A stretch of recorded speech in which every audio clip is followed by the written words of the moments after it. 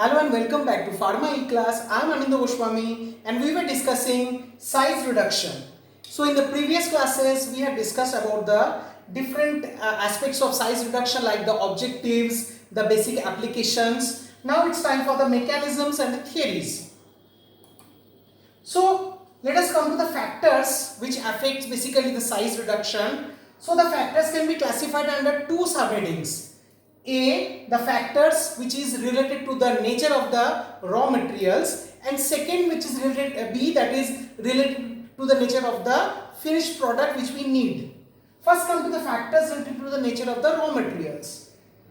First, hard materials. Yes, during size reduction hard materials will produce abrasive wear of the milling surfaces which will then contaminate the material. That is a very common problem where the milling surfaces or the blades, they sometimes, or the raw materials, if they are having some very hard material, so during that size reduction process some wear of the milling materials occurs which can contaminate our feed. Next, fibrous materials. Fibrous materials like the plant parts, the plant of different like glycyrrhiza, alfea, ginger and other also. So they are fibrous in nature, so they could not be size reduced by different types of crusher type of mill. For these things we need cutter mills. Next, extremely friable materials. Sucrose and dried filter cakes are friable, so definitely we need to apply certain impact mill like hammer mills or fluid energy mills which will do the needful. Next, for plastic materials like synthetic gums, waxes, resins, so their milling is also somewhat different, so we need some hammer mills and fluid energy mills for the successful completion of the task. As well as hygroscopic materials, those materials which absorb moisture from the atmosphere, hence they must be comminuted inside a closed equipment where maximum we can protect it from air. So contamination from air cannot happen, particularly it can be done in an enclosed chamber like ball mill. Next, thermolabile materials. Yes, the materials particularly like antibiotics or vitamins, they are also milled inside a chamber which has a chilling equipment or a chilling chamber also, or a cooling chamber where the heat generated particularly can be minimized with the help of these chilling equipments. Next, inflammable material or explosive material, that also be to be done very properly, because all electrical switches should be explosive proof and the mill should be earthed properly so that the explosive material cannot get exploded. Next, particle size of the feed, another quite important point, because to operate satisfactorily we need a proper particle size, so that is also another important thing, and as well as the moisture content, because of the sticky mass, the presence of more than 5% moisture sometimes slows the hinders the process, so because it produces a sticky material, so the moist mass, moisture content, if it is more, it will stick to the surfaces of the size reduction machines, so that can be a problematic thing. So these are the factors of the feed, of the particles of the raw material or the feed and these particular factors are quite important and needs to be considered. So the factors related to the nature of the finished product. After the raw materials feed, the factors which came, that is related to the nature of the finished products. Like for example, particle size. When we need moderately coarse powder, it can be obtained from various impact mills. In case of very fine or micro size particles, we need some very fine blender, very fine size reduction machines like fluid energy mills. Next, ease of sterilization for injection type of purposes. So they are particularly done in sterile environments. So we have to select the mills and it should be sterilized by steam before its use.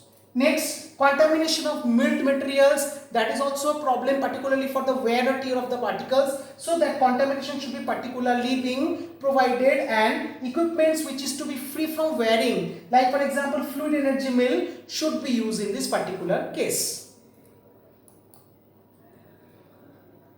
Come to the theory part of size reduction. The first point, which is the most relevant point behind the theory, is the energy which is needed for the comminution process or the size reduction process. So size reduction begins with the opening of flaws that are initially present in the solid. So in the previous lecture we have shown you diagrammatically the mechanism of size reduction. Yes, we know each and every material, each and every solid particle has a particular some weaker points, or that is called as flaw. So the size reduction begins with the opening of those flaw into permanent cracks. During size reduction, energy is supplied to the equipment. So how will this happen? How will the flaw generate into cracks? With the help of certain energies which is to be given in the mills. Mills are size reduction equipments, machines. So the supplied energy is particularly used in to increase the new surface area from the flaws and to initiate flaws or cracks in the particle. So basically, where is the energy is being used? It is being used in two basic purposes to solve. Two basic purposes, like to increase new surface area from the cracks or from the flaws or the weaker point, as well as to initiate flaws or cracks which is in the particle. Very small amount of energy, less than only 2%, is actually needed for size reduction, and it is produces size reduction, and rest of the energy is sometimes dissipated or wasted. Where it is wasted in the elastic deformation of particles, transport of materials within the milling chamber, friction between the particles, and the mill, the certain generation of heat, vibration and noise, insufficiency of transmission and motor. So these are the points, these are the things. So if we work on these things, we can save the energy, or we can use this energy elsewhere, because a very little amount of energy is actually needed to produce the particle size reduction job. Come to the theories of size reduction. First and foremost, the energy requirements for particle size reduction is a function of input and output of the particle size, hardness, strength and other properties of the solid. So basically in the theory part, we discuss about the energy requirement in the size reduction processes. So energy requirement is being supported by three important theories: the Rittinger's theory, the Bond's theory and the Kick's theory. Before moving with the Bonds and Kicks and Rittingers, we have to start with the basic equation which is given by Walker. So it is named as Walker's theory. What did Walker say? Walker proposed a generalized differential form of the energy and size relationship. As we know, when we were giving energy, there will be a decrease in the particle size, or there will be reduction, a size reduction. So this size and energy relationship is being given by Walker. What does Walker say? The energy required to reduce the size of the particles is inversely proportional to the size raised to the same power, to the sum power. That is, the energy which is required to reduce the size of the particle is inversely proportional to the size raised to the same power.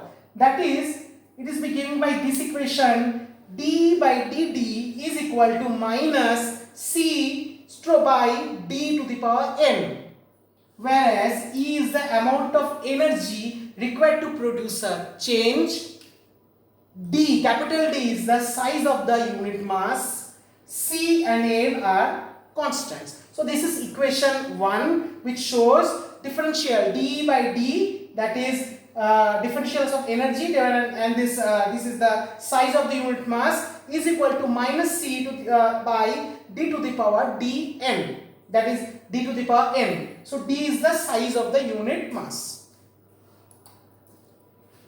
If we have integrated the previous equation, we have to eliminate the differentiation part. So after integration of the previous equation, we'll get this particular equation, and this is the basic equation for energy requirement, that is E is equal to C into ln or log of di by dn, whereas di by dn is the reduction ratio. This is particularly the most important equation, and all the theories like Kicks, Bonds or Rittingers is based on this equation. How? So E is equal to capital C log di by dn, and di dn is the reduction ratio. So if n is equal to 1, this equation becomes a part of, it becomes a postulate of equation of Kick's theory. If n is equal to 1.5, this equation becomes a part of the Bond's theory. And if equation is n value is 2, then the equation 2 becomes Rittinger's theory. Now let us study the individual theories.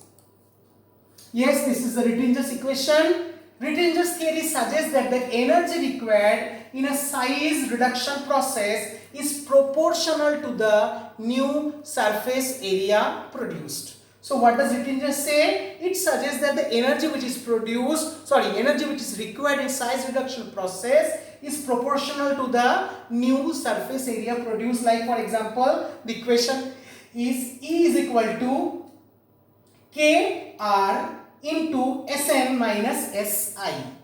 This is equation 3, where E you know is the energy required for size reduction, Kr is the Rittinger's constant, Si is the initial specific surface area, and Sn is the final specific surface area. What is the application of the Rittinger's theory? It is the most applicable size reduction for the brittle materials undergoing fine milling.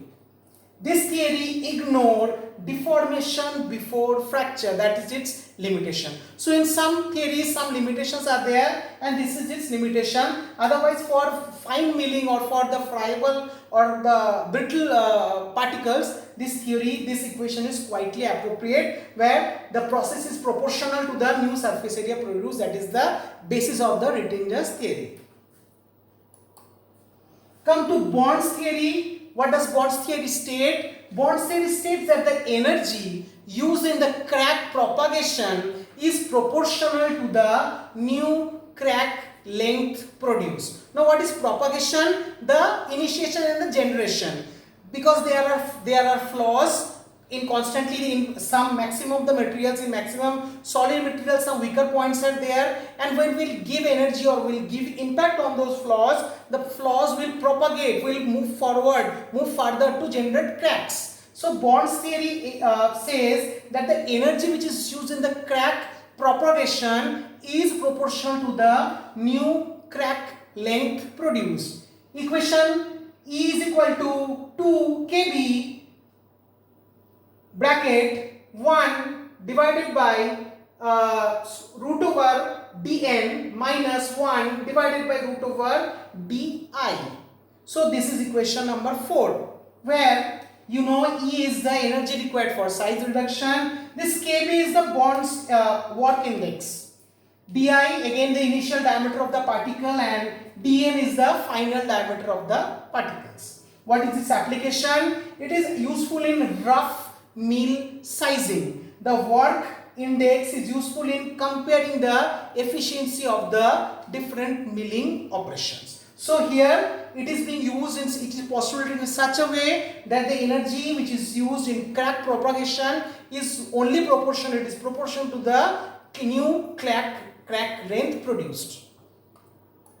And come to the final theory, that is Kick's theory. Kick's statement, it is stated like that the energy used in deforming or fracturing a set of particles of equivalent shape is proportional to the ratio of the change of size. Like for example, it is given E is equal to kk ln di by dn. This is equation number 5, and the final equation of Kick's theory, that is E is equal to kk log di by dn, where E is same, the energy required for size reduction, kk is the Kick's constant, di is the initial diameter of the particles, the dn is the final diameter of the particles, and this is particularly used for the crushing of large particles. So in maximum cases, large particles are being considered, and Kick's theory is the most relatively applied. Now this is a summary, just recap. This is Rittinger's theory, where we have taken n is taken as 2. So energy is proportional to the new surface area formed. In Bond's theory, n value is taken as 1.5. So it says that the energy used in the crack propagation is proportional to the crack length produced. And finally in the Kick's theory, when n is taken as 1, the energy is required is directly proportional to the ratio of the change in the size. Thank you very much.